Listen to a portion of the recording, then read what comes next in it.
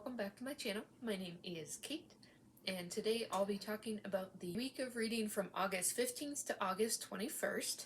It has been a somewhat productive reading week, I guess.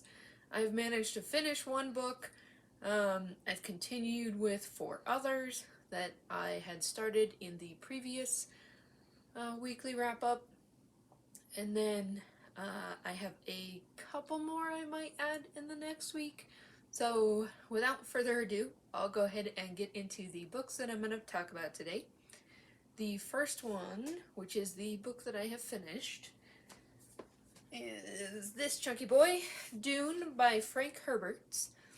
I'm not going to hold that up there, but now you know which one I'm talking about. I ended up giving this I think it was like an 8.84 out of 10, which came around to 4 stars. I think I am going to end up doing a dedicated review for this one, just because I have a lot of stuff I want to talk about. But overall, I thought it was really interesting. I've mentioned previously that I had thought that I read this in high school, and I think that if I did, I probably heavily skimmed parts, because Dune was very much not what I expected it to be. I kind of remembered it as a somewhat slow-paced adventure story, and it's so much more kind of a philosophical exploration of this kind of I don't want to get into spoilers here, but it's definitely a lot more interested in how the ecology of Dune would work and how you could potentially play with that. And how that would balance against this kind of empire-wide demand for spice. And so it was really interesting. I loved the world building. I was interested in kind of some of the philosophical stuff, although it definitely did verge on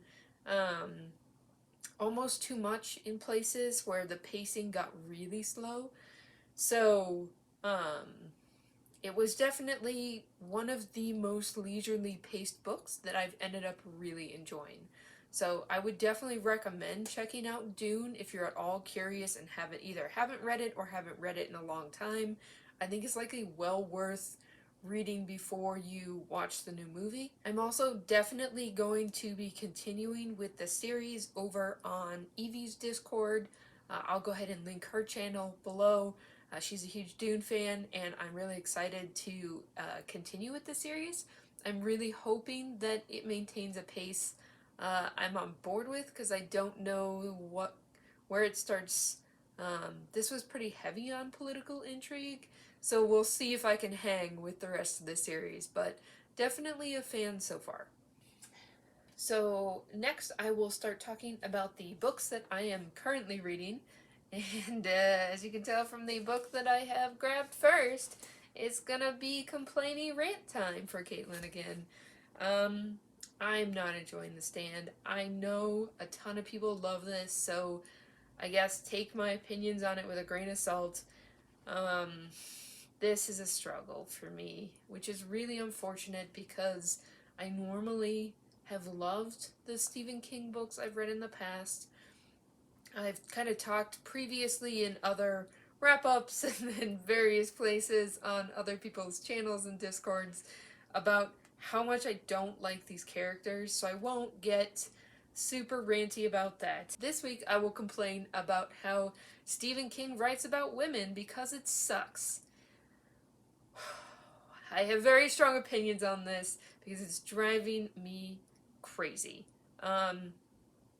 All of his female characters are either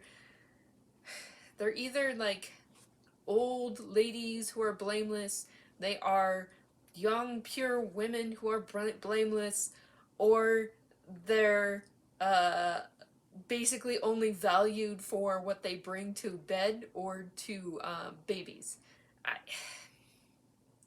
It just drives me nuts because you get all these great relationships with some of the male characters, and then the female characters just exist.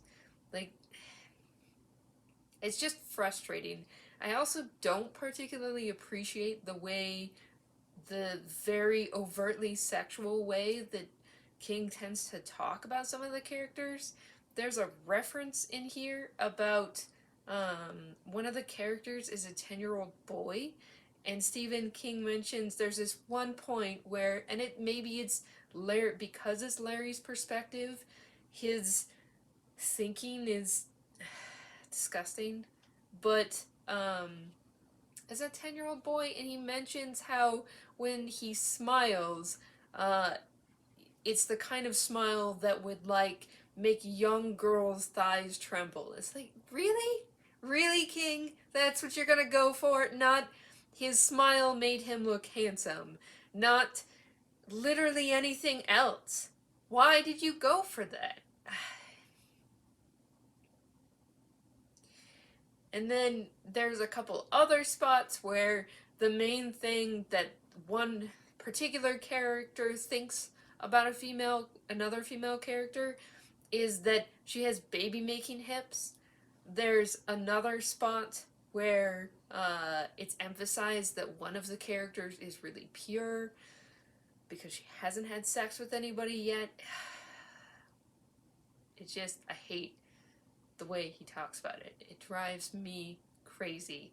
And it's, like I said, it's just unfortunate because I love some of Stephen King's stories. Some of his books, like It and The Shining, are on my list of top stories ever. Not just horror stories, top stories ever that I've read. So it's making the disappointment with this a lot more sharp. I'm at roughly 850 of 1400-ish pages, so I'm powering through. But I'm not going to be sad when I'm done with this book. I'm going to have a lot to rant about when I do the buddy read. I'm just glad that most of us aren't enjoying it, so it's not just going to be me crapping on everybody's favorite book. So that's the stand. That's where I'm at. Hopefully I'll be done soon. In happier news, I am very much enjoying Empire in Black and Gold. This is Adrian Tchaikovsky's first book in his Shadows of the Apt series. It's a fantasy that's kind of, as far as I understand it, fairly heavy on political intrigue. The basic concept is that, and in fact there's a map in here which I can show. So you have various groups of people, and the different groups of people have abilities that they've inherited from insects. They're not insect people hybrids. And one of the groups, the Wasp Empire, is basically gearing itself up for war. One of the professors, I think he's a history professor, in the Beetlekinden group, who's kind of more focused on being merchants and scholars. One of them has realized what's happening, and he's basically trying to get everybody else to wake up. So it's kind of about him trying to marshal his forces. This first, I'm roughly 7 chapters in, and he's kind of getting a group together to really start investigating what the Wasps are up to now, and kind of trying to get everybody ready for war. It starts off right off the bat with an action sequence that was really interesting, and then kind of settles into a much slower pace, kind of focused on the main character Stenwald and his students as they kind of are learning and gearing themselves up at this college. And then I think it's about to ramp up to kind of more the political intrigue, spycraft part of this story, so I'm really looking forward to that. Hoping I can put in some more time on this one in the next week or so I can get done with it by the end of the month. I'll talk about a book that I don't have physically. I have this one via audio, and that is Son of a Liche by Zachary Pike. This is another one that's left over from last week. I haven't been devoting a ton of time to audiobooks lately, so I haven't made it very far in this. I'm just a couple chapters in. It's really good so far. It definitely starts out a lot darker than the previous book in the series, Orgonomics, did. It's still satirical fantasy, and it's definitely gotten to where I've definitely been laughing at some of the pointed social commentary again. But I'll be very curious to see where the characters end up once we actually get rolling a little bit more. So definitely looking forward to more of that. Then the last book that I'll talk about today for my currently reading is Stonehenge, A New Awakening by Mike Parker Pearson.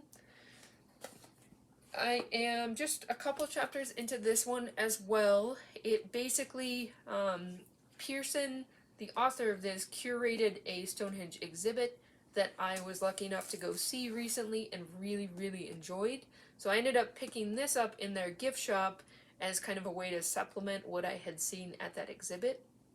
The first couple of chapters are kind of setting the context of Neolithic era Britain and kind of technology-wise where they were at, what kind of travel and connections they were making, and then the other chapter was on the history of the excavations that have been done at Stonehenge up to the point that Pearson and his team stepped in to do their own research, and they basically kind of spread the net a little bit wider and investigated some of the surrounding areas at Stonehenge and how that influenced their perspective on what Stonehenge, the purpose of Stonehenge was.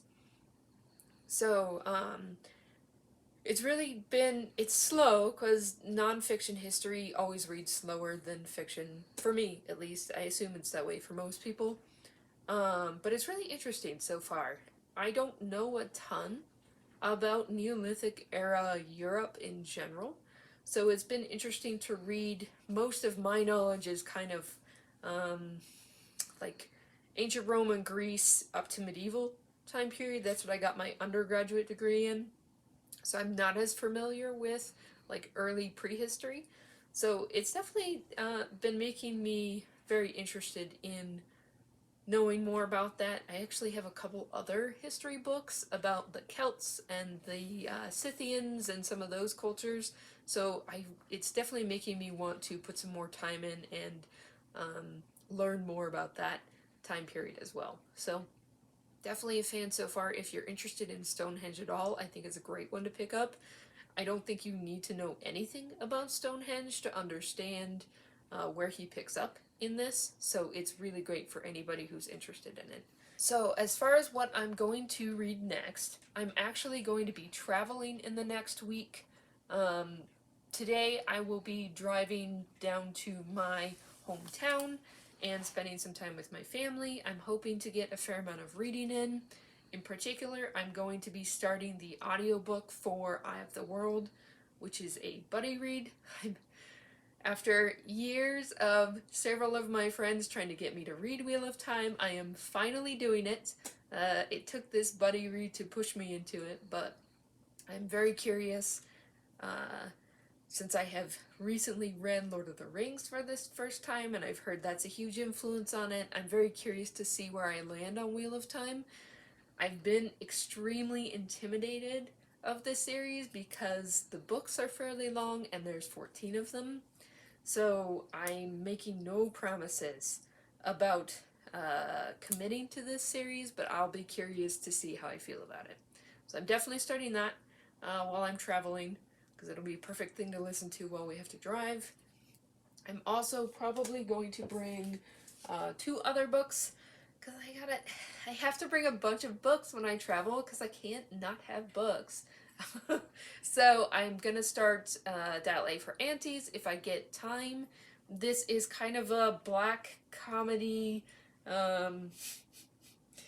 amusing. It's not really a mystery, but it sounds really fun. Basically, a young woman accidentally kills her blind date and has to hide the body and gets her family to help her out. Just sounds super fun. And it'd be a fantastic break from all the heavy fantasy I've been doing lately. So that is definitely on my list to get to in the next week or so. Then the other ones I may or may not get to is Six of Crows and The Bone Shard Daughter. I haven't decided if I'm going to bringing 7 books is probably excessive. Since I do plan on visiting with my family, at least a little. So I don't know, but I would like to get to these by the end of the month. We'll just have to see how it goes. But that's it for me for this week. I hope everyone is having a good reading week as well. I probably will not do a weekly reading wrap-up next week because I will be driving home from visiting my family. I don't really want to be trying to do that while I'm on the road because I just don't want to deal with that. So anything else that I read after this week, you'll just see in the monthly wrap-up. But I hope you have a good one and enjoy the rest of your month. Bye!